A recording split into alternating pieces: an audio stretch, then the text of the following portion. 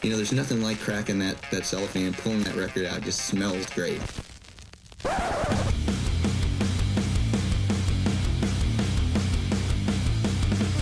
Welcome to BODS Mayhem Hour. Non-stop hardcore energy. I love the show, guys. You're awesome. Unlike any other. With your host, John the Bod, a.k.a.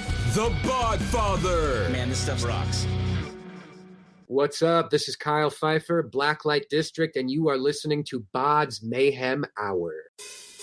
The views and opinions of the guests do not necessarily reflect the views and opinions of BODS Mayhem Hour, its staff, affiliates, or sponsors. Parental discretion is advised. Welcome to BODS Mayhem Hour.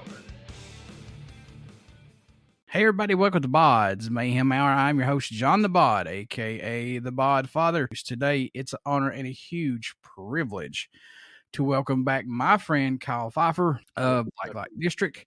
And he is set to release his latest revamped single called His Ice, as well as his announcement of his spring tour. And also, he's got some albums out that you guys, gals, definitely want to go out and check out. Please check out the self-titled You're Welcome, and 1990 is the recent album that came out. So I've known this gentleman for a good 6 years now, and we're good friends. So glad to have you back on the podcast as always, my brother. Hey, it's good to be here back on the Mayhem Hour, my man. And of course, here with the Bod Father himself. Of course, bro, like we just said before we went on, I just think it's so cool that, we first met doing an interview like this. We were both kind of, I was looking for interviews. I think you were looking to interview people. It just kind of so happened. And the fact that, all these years later, we still catch up, usually once a year, at least we try to catch up. So it's just cool to keep the story going and come in and check in with you, bro. And now I have finally hit over 1K subscribers on YouTube, which is not a easy feat by any measurement. That is hard. Dude, not at all. Not at all. But the fact that you're there, even though, yes, it can seem like it's taking time and it's so long. But, bro, I'm telling you, the persistence is key. It might take years more to keep it growing. But, dude, to get that first 1,000, that's a feat all in its own. And congrats to you and the channel, bro. Absolutely. Speaking of like our yearly up-to-date interviews, like last time I had you back on here was in 2021 for your release of 1990. Oh, shit. Okay. Yeah. So how you been doing, man? And are you writing anything else right now for anything in particular that he can let out, maybe, possibly? Yeah, so I think even at that time, I kind of said that 1990 was almost like a reset point for me because I had, just got out of treatment. I was kind of going back to more of like my rock roots because for a while, I was kind of doing a lot of hip hop influenced and pop influenced stuff. And yeah, I kind of look at that as almost like somewhat of like an identity crisis, maybe. Plus, I was like in an active drug addiction. And, there's just, again, those stars and sprinkles, I guess, in your eyes of pop stardom and big tours. I guess the rock star dream I had as a kid, it's just that's what it looked like in 2020, but yeah, going back in with my producer Brett Hessler, doing 1990, coming back to reality, so to speak, in terms of just being a rock artist, to me was so impactful moving forward. So again, that's kind of why I just went in, did I guess some of the older music. I'm doing these XL albums, which are kind of deluxe editions, but so we just released Cold as Ice XL, and then we have the Struggle XL coming out. And so basically for the self-titled album and the You're Welcome album, I did 7 songs, the 7 kind of biggest songs from each of those albums. But instead of it being programmed drums and hip hop influenced, it's in the studio with Brett Hessler producing, my actual band members in there playing. So, we got to put the soul into it, so to speak. And actually, they just finished up the drums today. I was FaceTiming into the studio. And going back to what you originally asked, man, I think kind of doing it this way sets it up to where when we go in to do the next like brand new music, we kind of have the momentum and the strategy in place. You know what I mean? To kind of just get in there with the soul, with the band and live recordings, live drums, not worrying so much about pop production and this and that, but just making great rock and roll. You know what I mean? You touched on this just a little bit in that statement that you just said there, but you became Blacklite District over a decade ago. Yeah. Did you ever think you would have several ups and downs, but you found your way back to creating what you do best, and that's your music. Definitely. It's weird, I guess, to think about it because, as a teenager, of course, like in my mind, it was always like, I'm going to make this happen. I'm going to do it. We're going to be rock stars, basically, But yeah, I mean, I guess just as you grow and kind of start first getting in the industry and kind of just discovering how it really works, like the glitz and the glamour that you look at, but really to break in, it's if you're lucky, you're sleeping in the Walmart parking lot in the van with 5 or 6 other guys. And, they kind of skip the part that says you got to go out there and really bust your ass and pay your dues. Yeah. And go through all that shit. You have to fail. You have to be humiliated. Go up to a show and only 3 people showed up. Those are the things to me that always kind of keep me down in check, where it's like, okay, like not everything is what it seems, but I think you need that. You have to fail. Yeah. You know what I'm saying? So, yeah. Yeah. And the perception of, like you said, I'm going to be a rock star. We're going to do this. Well, the cold hard reality is those days of going to these venues like CBGBs and stuff like that, and out in LA, the Rainbow and stuff, and having a record producer in and saying, I want that band right there coming. Right. That's out the window. That rarely happens these days. Very rarely. In fact, it's almost like, so this is kind of funny, just like on the record deal side of things, again, as a teenager or early 20, whatever you want to call it, as a young up and coming artist, that was, 10, 15 years ago, that was like a dream. It's like, oh, you're going to get someone who's going to discover the music or find me, or I'm going to wake up to an email and someone's going to say, I want to give you $1 million and you're going to be the next big thing. And it's almost like nowadays, because of, these types of platforms, YouTube's, Spotify's, all the streaming, it's almost like you almost have to get the ball rolling yourself and get a little bit of the hype going yourself. And then the label might come in and say, dang, this guy's got something going on here. They want to be the fuel being poured on the gasoline in terms of money being pushed into a project that is already kind of got some traction, so there's less risk for them. Whereas back in the day, they could give you some big money up front. You could maybe even fail 2 or 3 albums because it was all part of the development process. And then, the first 3 albums kind of didn't go, but man, they're really on it now. We've really got the sound dialed in, blah, blah, blah. You know what I mean? So that part is lost. But, then like in my point of view, it's like, okay, the development is being 18 years old and just putting out songs and seeing what happens. And you know what I mean? So it's different nowadays, bro. I mean, I always say I don't want to sound like a bragging asshole, but, I probably get, every 2 months, let's say, I'll get an offer that's someone wanting to, invest money into my catalog for a portion of the royalties, or most of the time just buy the catalog. So I'll get, 6-figure offers dangled in front of me all the time, Wow. But because I own the music, I do everything through my label, I'm basically my own label in a sense. It just doesn't make sense to do it, But again, there's pros and cons to every way to do something, so. But you know what, though? We're living in an age now, and Lord God, I'm old. I feel you. Back in the day, it wasn't all about like the views and subscribers. Now it's a total different world. It's like, it doesn't matter how good you are or how good your quality is on your interviews, And right. I'm not an arrogant asshole, but I can put up with anybody. Trust me. Yeah. No, I can put up with anybody. I will put that up there right now. That's not being arrogant. That's just me being very confident in my interviews that I do. No, as you should be, bro, because, that's all I see right now is nothing but top quality. So, absolutely, bro. 100%. And nowadays, dude, it's like, how many views you got? How many likes you got? How many subscribers do you have? Not just on one platform, folks. Multiple. Yeah. It's not just like, hey, such and such is friends with, I don't know, Phil Anselmo. And it's not that way anymore, just about.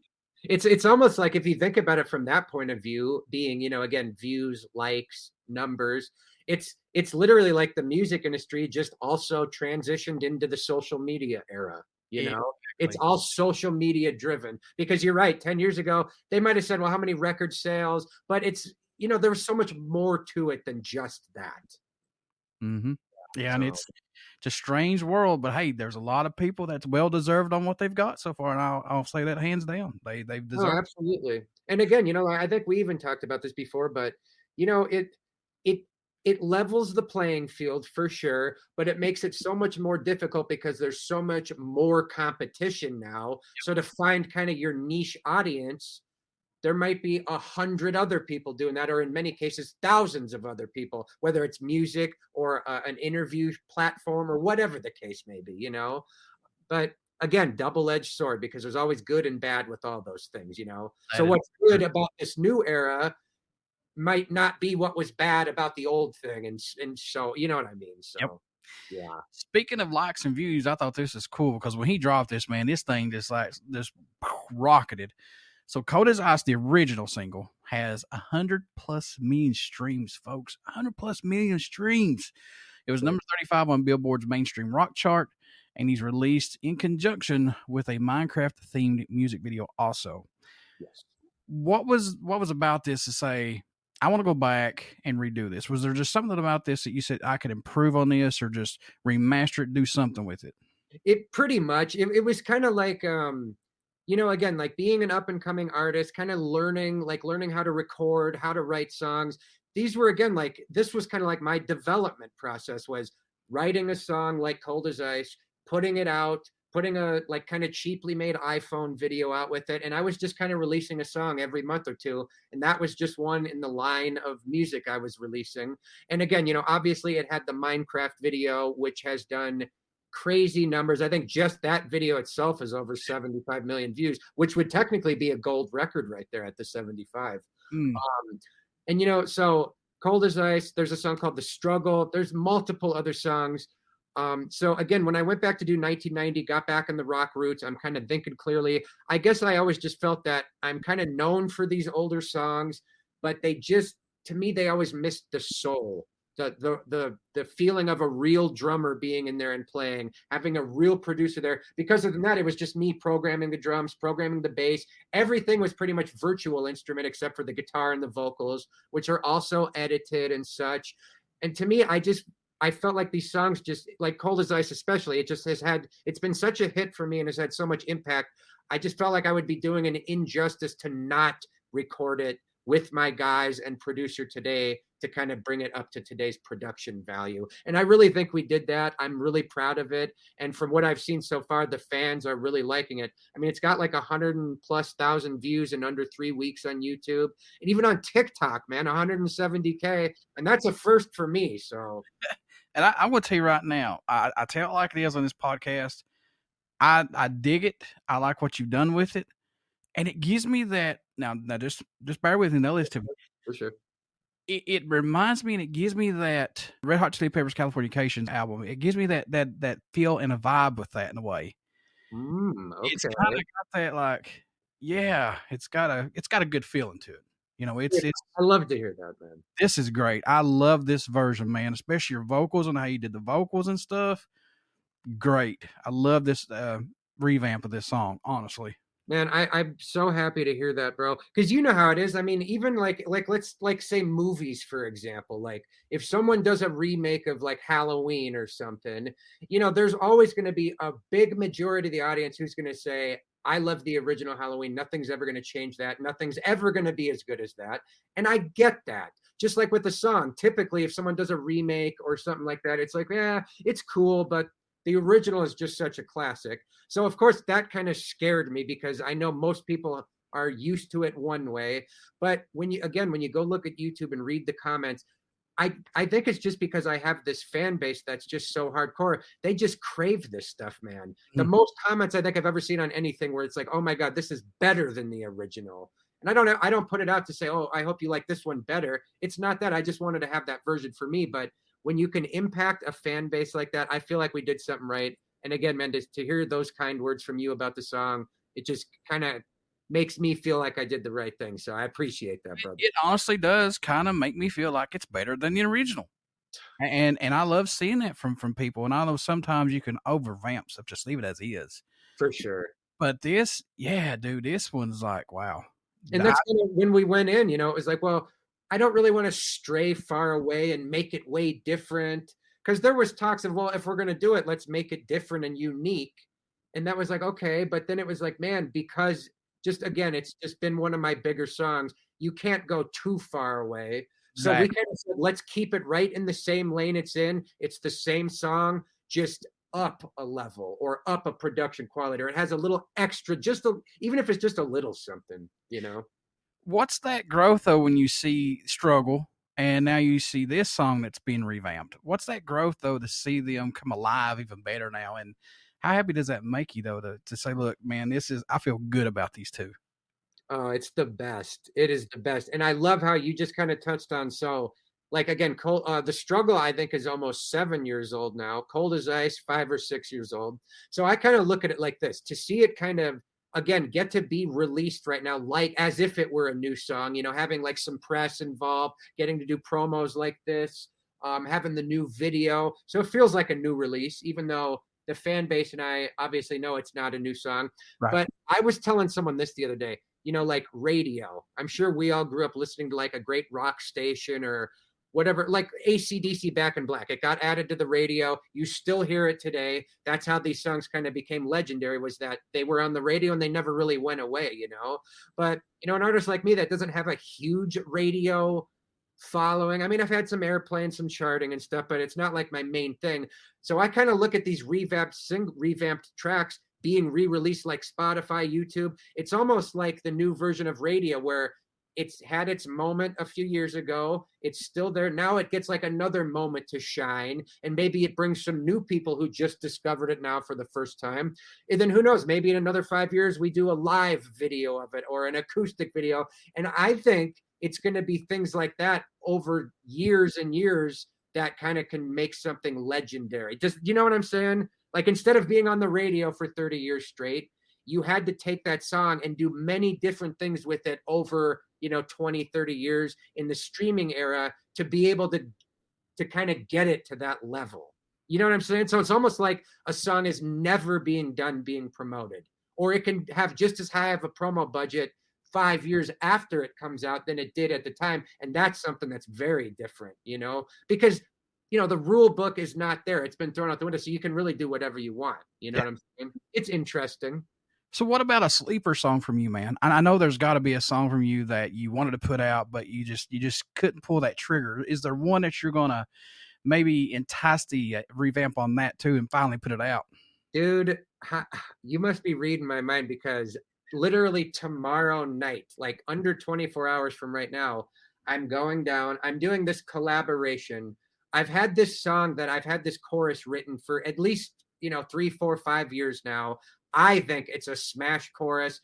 I've probably made 3 different demo versions of it with different verses, different lyrics, just the chorus has always stayed the same, but just how getting there has changed so many times. And I kept thinking, okay, when I do the next album, I have to go back to this song. And this band that's also on my management, it's like a management mate of mine. They've been asking me to do a collab for quite a while. And it just so happened that this song came up and they loved the chorus. So that's one right there. And I'm hoping that's going to be coming out maybe this summer. But yeah, and I'll definitely send you the link and stuff, but that'll be one that we can say, yeah, that was one that I never pulled the trigger on. I waited and waited. And again, we'll see what happens. It might end up a smash. If it does, that'd be awesome. Hey. But yeah, so yes, sir.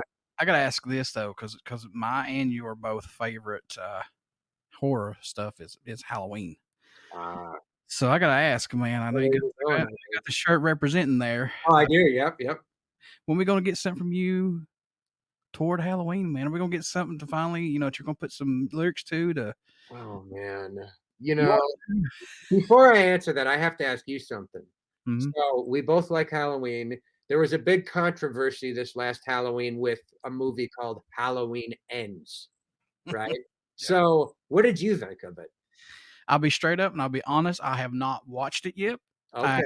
And people can boo me all they want to. I am a diehard horror Halloween fan. Trust me, Halloween's my favorite franchise. Oh, I know.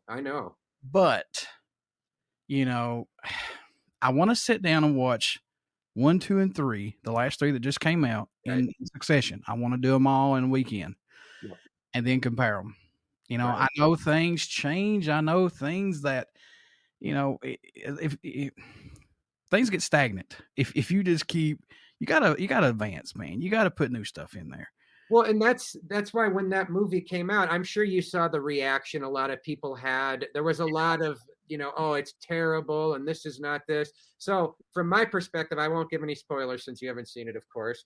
But when they did the 2018 sequel to the original, I thought it was fantastic. Me too. I knew that at that point that was the middle of a trilogy. I'm still with it. And for the most part, I really enjoyed the last film. Yes, it was different. But like you just said, I mean, how many times can you make the same movie over and over again? Yeah. Then people would say, well, this is just the same as, so you're never going to win everybody. I thought at least they put some creativity and cleverness in there. And the last half hour of the film, I don't think any fan would complain about, in my opinion, I'm so on board with you with the 2018 one because I love it. I freaking loved it. It was gory. It met my expectations. A lot of people say blah blah blah blah. Well, that's your opinion. Yeah. It's what I like. Part of it is probably, at least for me, like the nostalgia of having Jamie Lee Curtis there, having John Carpenter involved, especially with the music. Like, the fact that 40 plus years after the original, to say that we're getting a new project with all these key members involved, I was just happy and grateful that we got it. The only pet peeve that I have, and I've said this a million times, is I don't want to see Michael Myers in a electric wheelchair riding around trying to kill somebody with a knife. Right. I don't want to see that. I just want to be done and over with.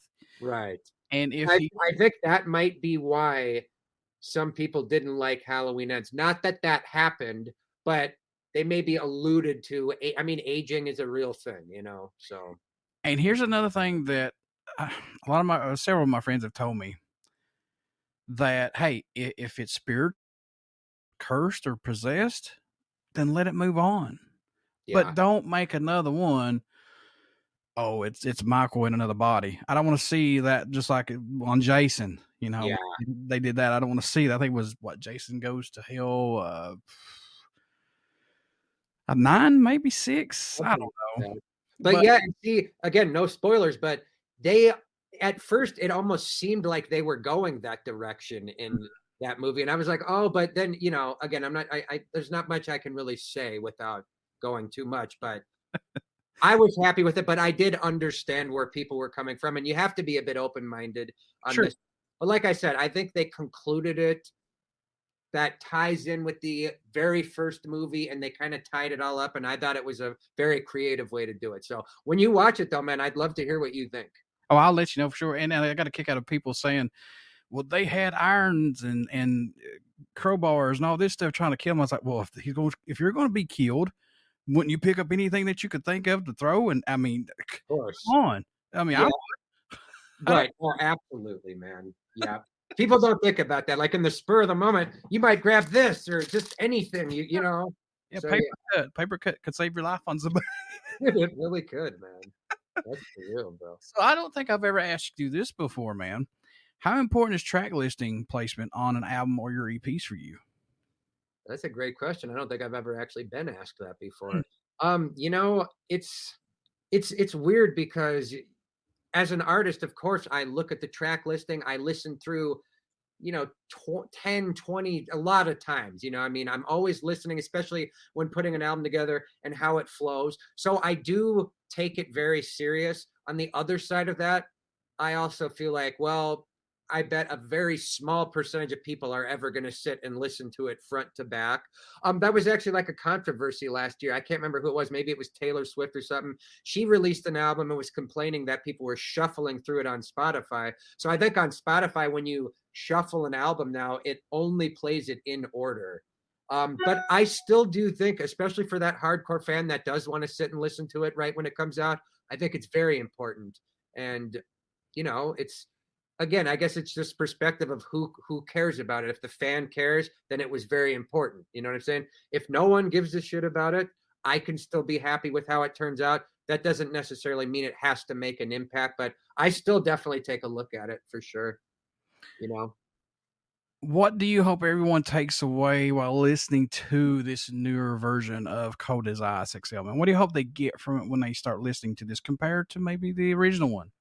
Well, I would hope that, if it's a fan who's familiar, that they can say, man, I get why he did this. It doesn't stray way far away. It stays true to the original and what made the original awesome in the first place, but just has, again, I keep going back to the word soul, but that's the only thing I can think of. It has the real soul, again, like you mentioned, John, the improved vocals just from years more of experience, being able to do. So I just hope that they can hear it and say, man, I get why he did this. It's awesome to have a cool version like this. And it's also just kind of like, the 1990 cycle is still kind of going. We're at the end here on that. So it's a cool little release in between albums, if nothing else. You know what I mean? Here's my new $1 million question I've been asking everybody. If you could be a member in an iconic band and play one of their legendary shows, which band would it be and what show would it be, Kyle? Come on, I know you want Metallica. Well, that's one. I'm thinking of Metallica at the Moscow thing in 91. Wow. I mean, at the time, I think it might still be one of the biggest concerts ever, wasn't it? It is. It still is today, I believe. Wow. I mean, the look of that sea of people, oh my God. So that has to be one.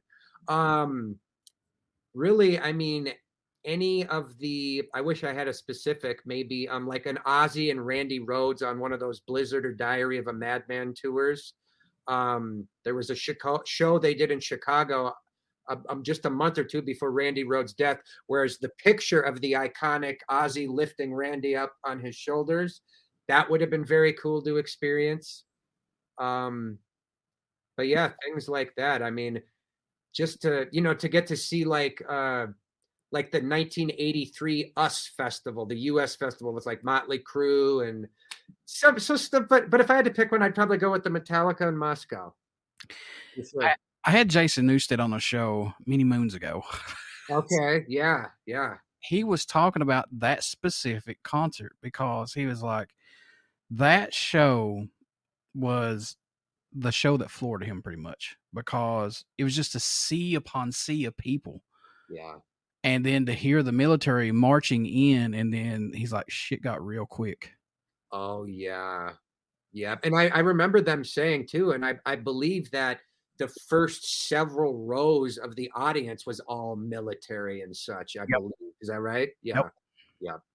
He's like, when you see them march in and they've got their guns on their weapons and they're loaded and ready to go, he's like, oh my God. Wow. He's like, you got choppers flying over. He's just like, let these people live. Let them have a good time. I mean, they don't get to do much at all. I mean, just let them be free. Let them mosh. Let them do what they want. Right. And again, I mean, the fact that we're still here talking about this 30 some years later, I mean, it all really, So, my friend, you've got an upcoming tour that starts on April the 13th at Biggs Bar and it ends on April 29th at Loud American Roadhouse. Let's talk about that. How excited are you to get this going finally? Oh, man, this is really what I'm really excited about right now. It's been 3 years since I've done a real tour. So we had COVID, obviously. Then I was in treatment for a while, and then I broke my hip.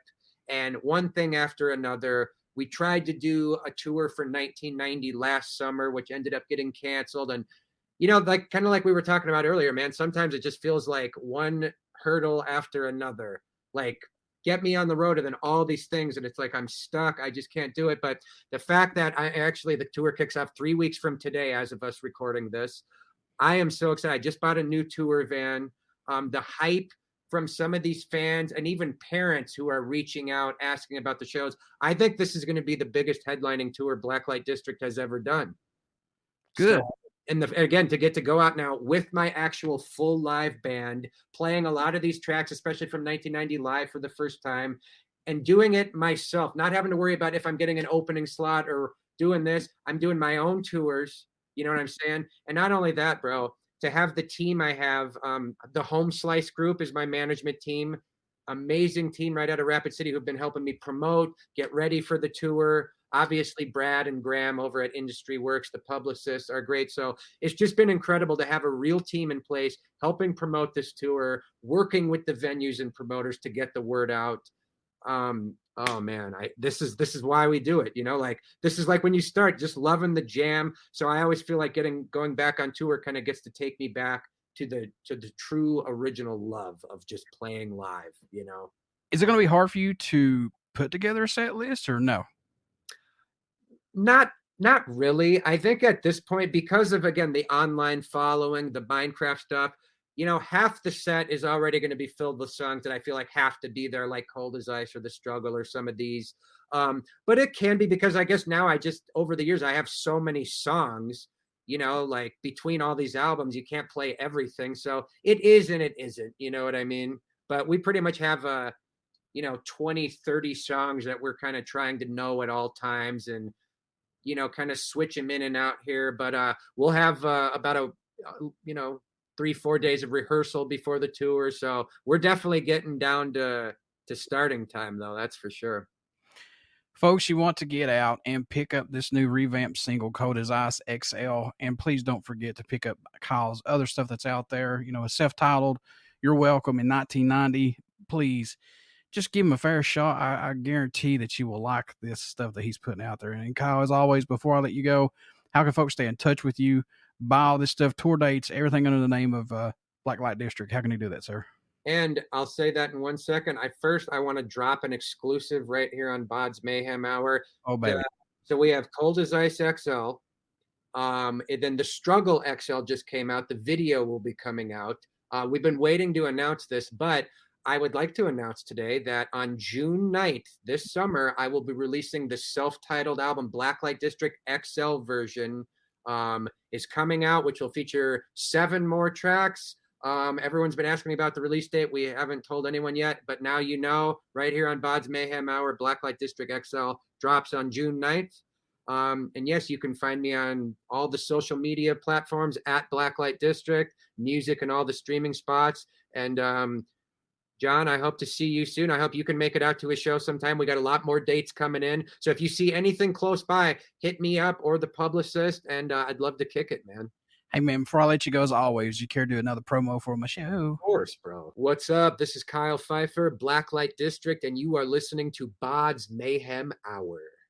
Everybody stick around. We got some great stuff coming up, and you only hear these interviews right here on BODS Mayhem Hour. Please check out our Facebook page. It has our podcast link and our YouTube link. You definitely want to subscribe to the YouTube link if you like what I do, and trust me, I believe you will. Please check out my friend Kyle Pfeiffer's new stuff from Blacklite District. Kyle, thank you as always, my brother. Love you, and hope to see you out on the road, man. Much love to you, John, and shout out to all the BODS Mayhem Hour listeners, and you are always a friend of mine, my brother.